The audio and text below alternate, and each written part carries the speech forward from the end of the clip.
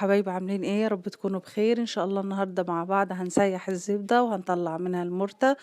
هنسيحها بطريقه سهله خالص، وطبعا عشان خاطر رمضان كل سنه وانتم طيبين.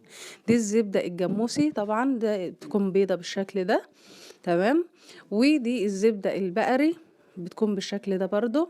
دول 2 كيلو هنسيحهم مع بعض علشان خاطر نطلع منهم السمنة الفلاحي اللي احنا بنطبخ بيها في رمضان، او بنعمل منها الكحك العيد، او بنعمل منها حاجات حلوة كتير في الاكل، المحاشي والرز المعمر والاكل الجميل.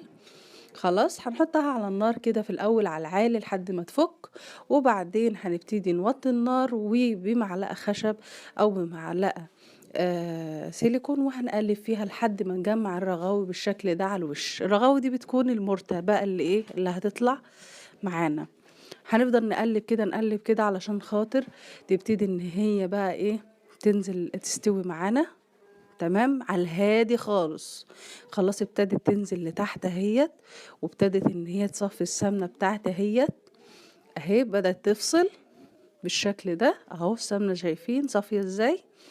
ابتدت تصفى معايا اهي. طبعا دي حلة ستيل. ممكن تعملها في حلة ألمونيوم عادي، بس حلة الستيل بتبقى حرارتها أعلى من حرارة الألمونيوم. خلاص كده. خلاص يا جماعة، هي كده ابتدت ان هي خلاص كده في النهاية بتاعتها معايا كده. هابتدي بقى ان انا اطفي عليها النار علشان خاطر ايه تاخد من حرارة الحلة، لان الحلة بتاخد وقت عبال ما بتبرد.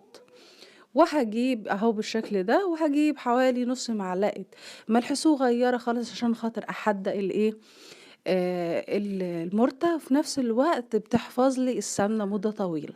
وعبيتها ببرطمانات بالشكل ده، عملت لي ما شاء الله كمية محترمة. ودي المرتة طالعة معايا جميلة جدا، بتبقى جميلة تحفة بالبيض، وعليها سمنة قد ايه ما شاء الله عليها. جميلة جدا واقتصادية وطعمها حلو جدا جدا جدا، وبنعمل بيها الأكل وبتبقى جميلة خالص. وبألف هنا وبألف شفا. أرجو تكون الحلقة عجبتكم. إن شاء الله انتظرونا في حلقة جديدة، والسلام عليكم ورحمة الله وبركاته.